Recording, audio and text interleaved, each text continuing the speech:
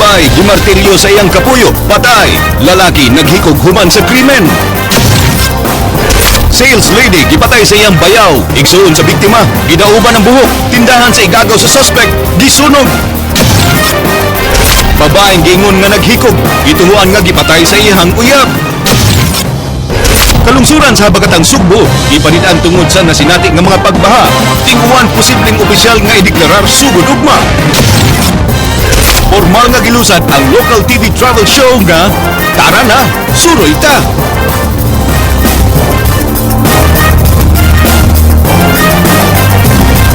May hapon Sugbo Kabisayan, aniya na mga balita uban ang kinatibukang pwersa sa News 5 Cebu. Karong adlaw Lunes, petsa 22 sa buwan sa Hunyo, tuig 2015, ako si Glenn Soco. Amo na ihatid ang mas sa iyong pagbalita inubanan sa mas komprehensibong impormasyon. Ako si Georgia Herrera. Adunay pag-increase sa water production sa Aklupan facility sa MCWD tungod sa sunod-sunod nga pag-uwan. Gipaabot nga makabot dool sa average rainfall ang madawat sa Sugbo karong buwana. Apan mo menos na usab ang pag-uwan sunod buwan. Andrea Patanya, Suginlimi. Tomorrow, ang atong what we call declaration the onset of rainy season will be post na. Gipaybaw ni Engineer Oscar Tabada sa Pag-asa Visayas nga dako ang posibilidad nga ugmang adlaw na nila ideklarar ang sinugdanan sa rainy season kunting uwan. Gani mi pahimangno kini nga sugod ugma hangtod Domingo makasinati og hinay ngadto sa kasarangan nga pag-uwan ang Sugbo ini kabuntag samtang kusog nga pag-uwan ang masinati pagkahapon hangtod gabii. Tungod kini sa Intertropical Convergence Zone sa Kabisayan karon. Ang weak low pressure area nga dala ni ining ITCZ na pay gamay nga posibilidad nga mahimong usa ka bagyo. Sa climatological calendar sa Pag-asa, dunay duha nga to sa tulo ka bagyo nga musud sa Hunyo apan suka June 1, wa pa gyud tropical cyclone nga miporma sud sa Philippine Area of Responsibility karong buwana. Naayos na possibility but still it is weak, no? Mag-abot lang ta mga tingal tomorrow or next day mo imo ba ni siya or mahimo na siya low pressure low pressure area so ato lang sa bantayan.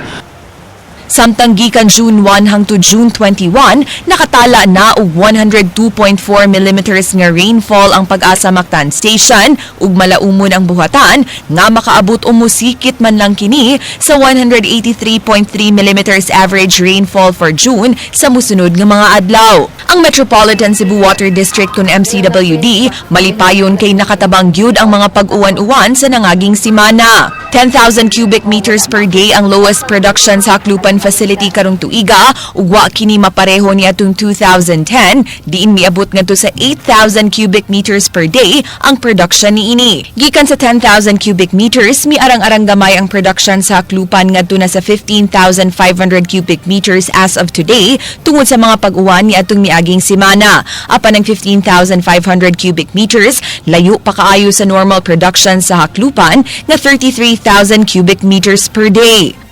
As our consumers will experience longer supply hours, no, meaning mas taas-taas lang nga oras makaagas ilang gripo, hopefully gani we're looking at kanang we're hopeful nga mo improve pud ang oras. So from katong mga consumers nato nga nag-atang in town o kanang agas from 2 a.m. to 3 a.m.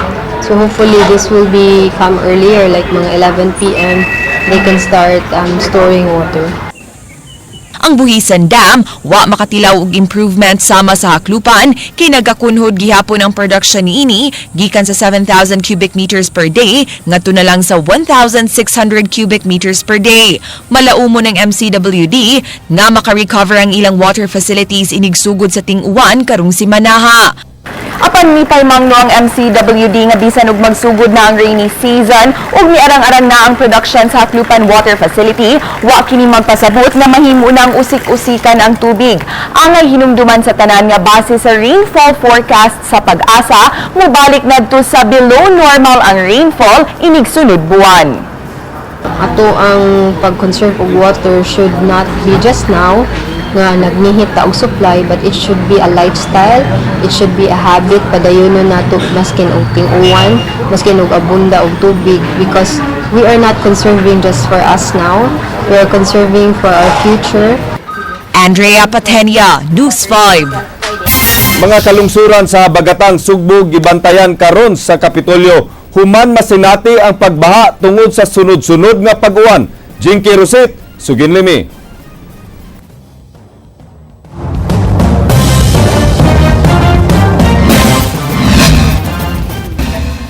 Way hunong karon ang gihimong monitoring sa mga sakop sa Provincial Disaster Risk Reduction and Management Office sa Kalungsuran sa Habagatang Sugbo tungod sa sunod-sunod nga mga pag-uwan hatod sa low pressure area. Ang mga lugar gikan sa Karkar paingon na sa kinatumyang bahin sa Southern Cebu gihatagan og prioridad tungod kay dali kining maapektuhan sa kusog nga pag-uwan.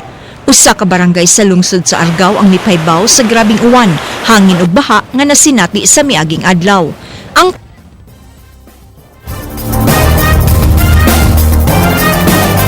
tanang rescuers, responders ug LDRRMO subling gipahimangnuan nga magmatngon.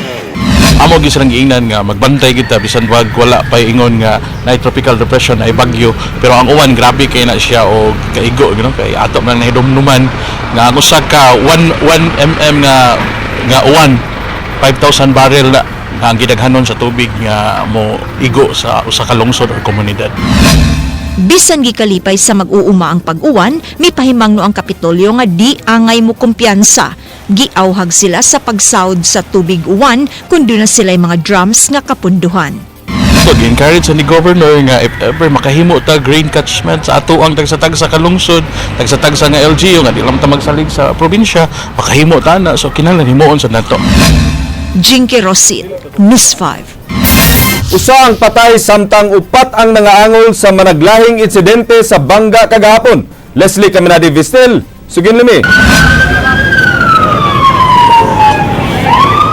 Nahagbatubangan ining si Base Carissa Rodriguez 60 anyos uban siyang 6 anyos nga apo human sila mabanggai pasado las 8 kagahapon sa buntag sa Maidan and Bacalso Corner F. Llamas Tacben sa Sugbo dihang sila ng labang.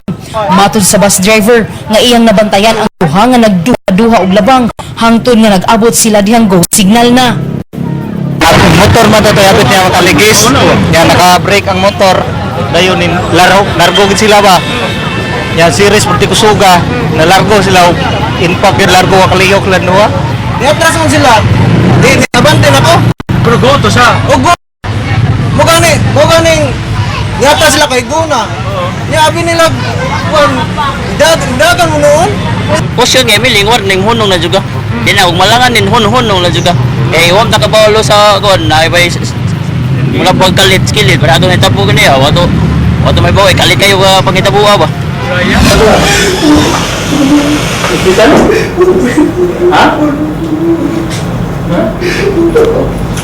Pasado las 2 kagahapon sa hapon, namatay ang sakay ining Toyota Light Ace pickup human mibangga ining pangpasayro ang multicab dinhi sa highway sa Barangay Basakdak, bayan sa Mandaue.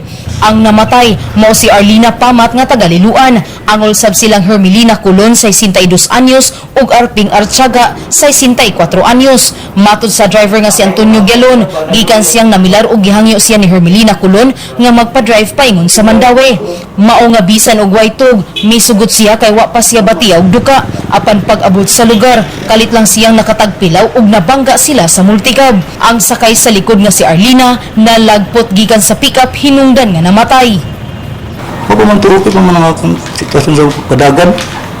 Diyan mo pil sa basak, puro gidaog bitaw gigo. Kunya na ato ng matulay nga murang wala ko mata ba. Look, kedua impact pa naman. Leslie Caminadi Vistil, News 5. Nahimong saksi sa kamatayon sa ilang mga ginikanan ang tulo ka mga anak dihang gimartilyo ang ilang inahan sa ilang amahan una pa kini nagdunggab sa iyang kaugalingon. Jinky Rosit, Suginlimi. Lali sa iyang maginikanan ang namatan sa 11 anyos nga si Junjun nitong Sabado sa buntag dinhi sa ilang Pinoyanan sa Upper Green Valley sa Barangay Lahog. Sunod niyang nakitaan nga nagkadugo og patay na ang iyang inahan nga si Josephine Pausal, humandukduka og martilyo ang ulo ni ini sa iyang amahan nga si Jerome Sanchez. Suway sabunta nga patyon siyang amahan ng 4 anyos ini nga manghod. Maayo na lang nga iyang napatira ng iyang amahan dayon mao nga nakadagan sila. Nagpakamatay sabang ilang amahan human magdunggab siyang kaugalingon gamit kining 12 ka pulgadang kutsilyo. Kon, Diyos na kay Papa yung kagalingon niya. Itanon ako si mama. Nasiga ng mata sa mama. Yan, pagtanon ako sa usa kong mama kay nangaliki-liki na kay dari man sa balubog gi. Martilyo niya. Gito. Ang liog ni mama gito ako sa akong papa niya. Matod sa inahan ni Jerome kanunay maglalis ang duha tungod sa selos. Siya mismo di mo tuo nga mabuhat siyang umagad ang aligasyon sa iyang anak. Wala jud, ma'am. Wala jud mi ni ana.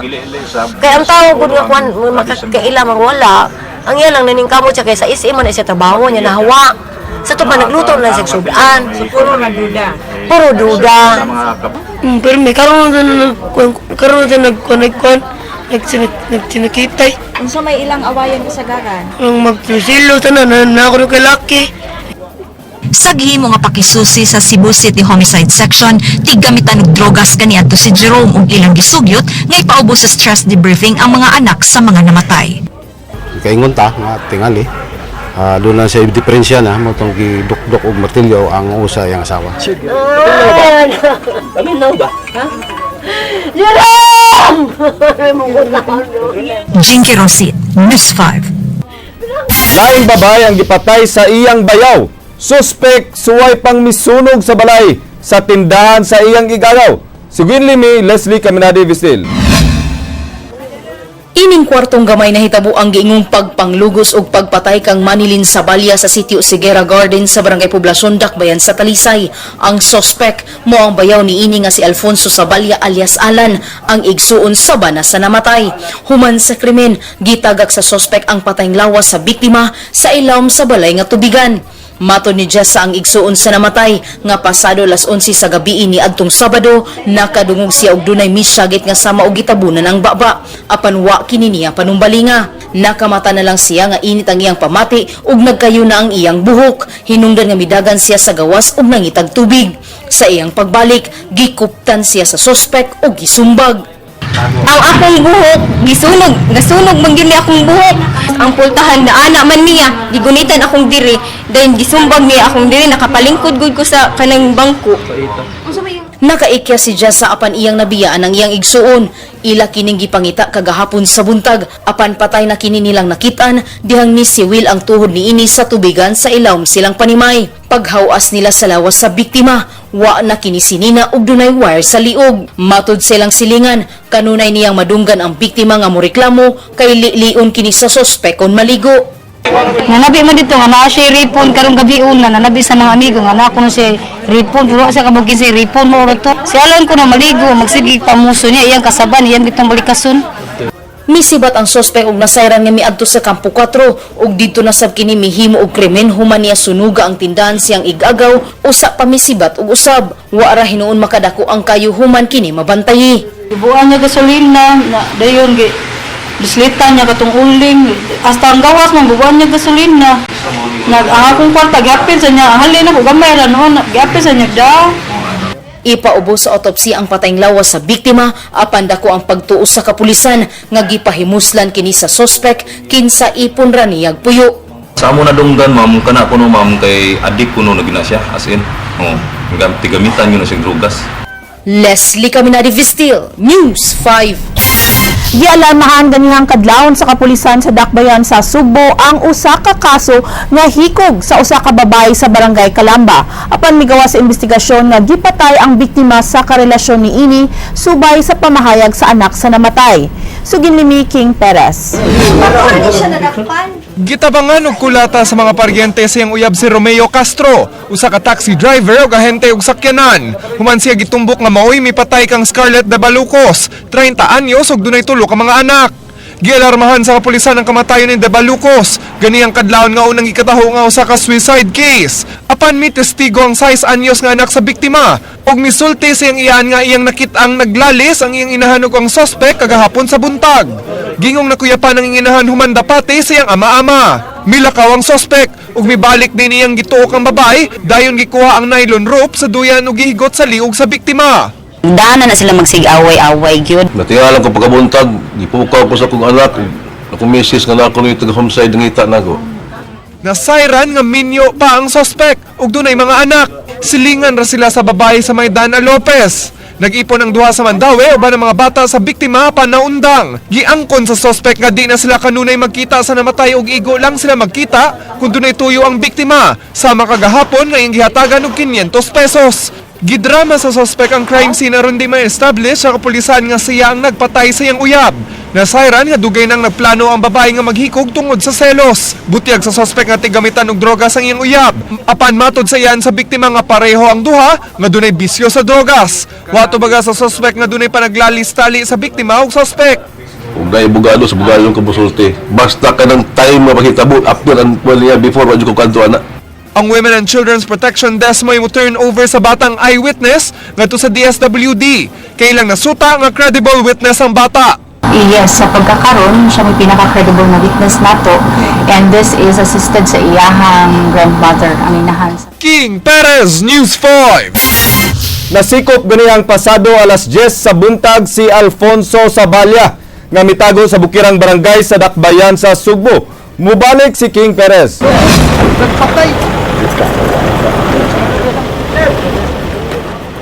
Sud sa saka abandonadong panimay sa barangay Toong Bukirang Bahin sa Dakbayan sa Sugbo na sikop si Alfonso Sabalya. Sa mga sakop sa Cebu City Police Public Safety Company, mangialarma sa Talisay City Police.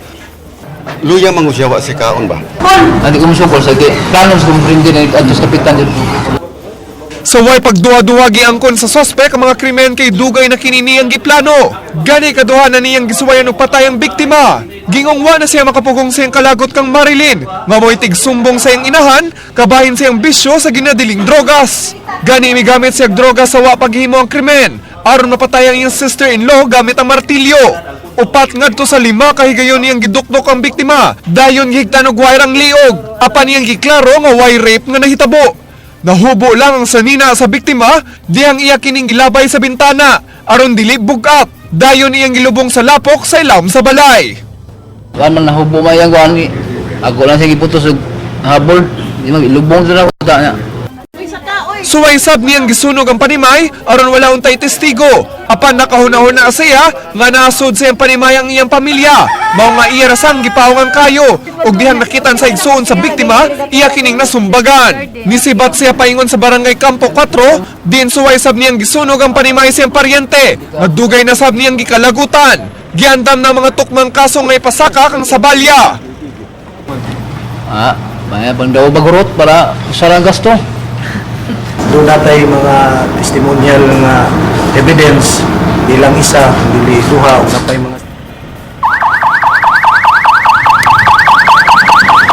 King Perez, News 5. Mga anak na sa mga menor de edad sa duha ka mga inahan nga gipatay kinahanglang mapaubos sa stress debriefing aron di maapektuhan ang ilang pagdako. Andrea Patenya, Sugin Limi. Pasiguro mulain siya og balay. Nimando ang Department of Social Welfare and Development 7 sa mga local social welfare offices sa Dakbayan sa Sugbo ug Talisay nga ipaubos sa stress debriefing ug tukmang psychological intervention ang upat ka mga menor de edad kansang mga inahan brutal nga gipamatay sa ila rasab nga mga kabanay niadtong weekend. Lakip niini ang magsuong 11 ug 4 anyos nga nakakita sa ilang inahan nga gimartilyo sa ilang amahan nga nagpakamatay pagkahuman sa barangay Lahug sa Dakbayan sa Sugbo ni atong Sabado sa buntag. Samtang namatyan sabog inahan ang duha ka bata nga taga barangay poblasyon sa Dakbayan sa Talisay, di nang suspect ilarang uyuan. Matod sa DSWD, grabe ang trauma nga nasinati sa mga magsuon sa duha ka managlahing krimen, mao ang kinahanglan silang atimanon aron di maapektuhan ang ilang pagdako. Dayon ang katong mga bata nga naka-experience of trauma, at iwan na siya sa mga social workers tagaan og intervention, no, para maibsan ang ilang traumatic experience o mawala gina sa bata. Iasasab sa social welfare officer ang mga nahabiling kabanay sa duha ka magsuon sa barangay Lahug pagsuta kun haum ug andam ba sila nga musagop kanila. Kung kinsa tong capable nga sa duol sa ilang pamilya nila, lolo, lola, or mga auntie. So, mo take care ato ng mga bata. So, kung kinahanglan nga naara sila sa ilang lola, undergo gihapon sila ng debriefing para sa mga bata. Base sa mga nakuhang detalye sa kapulisan, ang mga suspect sa duha ka krimen pulos mga tigamitan og ginadiling drogas, mao nga naalarma ang DSWD-7 niini. Awhag nila sa publiko nga kun mabantayan nga dunay miyembro sa ilang pamilya nga nagumon sa illegal nga drogas, sila mismo ang mangunay sa pagparehab niini mintras di pa sila bayolente. So ginapanawagan nato kung naagi na siya, kung nakita nila nga naana na sila miyembro sa pamilya, sila na mismo mulihok para anak na mabutang din siya sa rehabilitation center. Kung magsugod na ang pagkabayolente sa usa ka drug dependent, manawag og pulis aron makapangayog proteksyon. Andrea Patenia, News 5. Mga security guards mireklamo nga gibalhin sa laing agency tungod sa pagka-expire sa lisensya sa ilang security agency. Jinky Rosit, Sugin Limi. Nagtapok din higawas sa buhatan sa National Labor Relations Commission kining kapin 70 ka mga gwardya sakop sa Cebu Mandarin Security Agency nga nahimutang sa Barangay Banira ding syudad. Nagpatabang sila human sila kalit nga gibalhin sa ilang amo nga dusalaing security agency nga ASCOT nga way pagpahibaw kanila. Igora silang gisultihan nga expired na kuno ang ilang license to operate, butang nga di madawat sa mga naapektuhang mga gwardya. Nabalakasab sila nga basin ug mahanaw ra sa kalit ang gihaguan nila nga length of service sa gialagaran nila nga ahensya human sila gisultihan nga paresignon sa ilang posisyon. Kay wala mi nag-ari diri para mag ingon na nangwarta mi pero mo hostisya mo ipangita kay nga tinarong kay mo trabaho pila ra koy sildo na mo then risgo pa kayo kay nga nanaon mi di pwede. Matud sa NLRC, wa pay kaso nga nasangat sa ilang buhatan ug dunggon pa nilang habig sa management sa Cebu Mandarin Security Agency. Apan ilang tinguha nga magkasabot ang duha ka mga habig. But if they are not settled during the SENA procedure, during the mediation, they are advised to file the necessary complaint. Jinky Rosit, News 5. Gipaabot sa COMELEC nga mahimo nang makaparehistro ang mga qualified voters sud sa mga malls. Matud sa buhatan sa Provincial COMELEC, dako ang matabang niini hilabi na nga nagkaduol na ang deadline karong Oktubre. Apan base sa experience sa COMELEC, dili dako ang turnout sa mga nagparehistro sud sa malls kung itandi sa ilang mga buhatan. In order, pero ang among nga dawat is mag-submit og report kung kinsa tong mga jurisdiction na nakapahigayon og registration sa mga malls. But if ever there is an order, we are willing and ready to comply kay sama na sa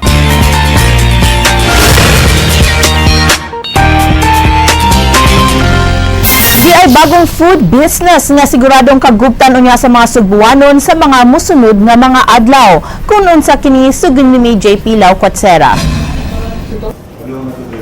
Formal nang gipaambit sa magtiayong Ramon ug Carla Fernandez ang bag-ong negosyo nga haumsudlan sa mga nagplanong magsugod niini. Ilang gipaila-ila sa mga Bisaya ang food cart business nga dunay lahi nga estilo. Panindot ni siya nga sudlan because it's really food, no? Dali man gud kayo ibaligya ang pagkaon. So dili man siya kanang commodities nga kana bitaw houseware or fashion nga dili gyud bitaw kay basic labi na rong mga panahon nga kanang kinahanglan i-prioritize na gyud nato atong mga gasto. So for those nga ganahan mo sudan ni negosyo mas dali, mas promising ang ilahang returns. Usa kini ka klase sa negosyo nga pinaagi sa pag-franchise ug mga nagkaraiyang food carts. Lahi ang imong kita sa pagpaninda ug lahi sab sa networking side, inig makakuha ka og franchisee pinaagi sa commission ug referral fee. Sa networking, being binary, duha ka buok sad ang income streams nimo. Direct referral and the pairing between your left and right in the multi-level structure, no? So you earn 5,000 for every referral that you can refer, every person that you can refer, plus in the pairing you earn 6,000 also. So gi-combine ang food cart business and networking. Di kabintahaan ang mga produkto nga siguradong insakto sa budget, so maabot ninyong mga suki. Kini naglakip sa Pinoy Pao, o noodles, Emperor Siomai, Burgero, Sisig, Pizza Pinoy o guban pa. Tulo ka klase ang franchising sa mga food carts. Ang single cart nagkantidad og 52,500. 2-in-1 cart nga nagkantidad og 77,500 ug ang 3-in-1 sa kantidad nga 97,500. Usa ka set sa food franchise naglangkob sa usa ka set sa crew uniform, usa ka set sa mga kahimanan nga mao'y gamiton sa pagpadagan sa negosyo. Free crew training ug seminar alang sa franchisee. For those who want to hear more about this, our office, Food Champ, offers business presentations every day. So, for those who want and are interested, you can call 340-8118. 340-8118 for your scheduling. JP Laucot Sara, News 5. Before we end, Glenn, I'd like to greet you a happy Father's Day and all the fathers. All the fathers. It was Father's Day yesterday. It's funny though that Father's Day, but there were a lot of, as you say, crimes of passion among Lagi partners. kaning mga problema lagi ning silos, no? Yang uban mo kuan gyud sa pagkamatay, no? Maog yun. Sa Paris. We would have thought na mas loving ta. The Kung doon partners. nagwapo kayo nga mensahe ang pari kagahapon nga ingon siya nga ang amahan kuno mo'y ulo sa pamilya, head of the family. Unya ang asawa mo'y liog. The neck. So where the neck turns, the head follows. Ug asa mulingi ang babae, ang lalaki musunod. So leader gapon ang So ang girls. problema. Maukanto ang mga balita sa Aksyon Bisaya, kini si Glenn Soco. Daghang salamat. Ako si Georgia Herrera. Bisan asa, bisan kanusa. Kapatid. Kay ilang kutob sa balita. Aksyon!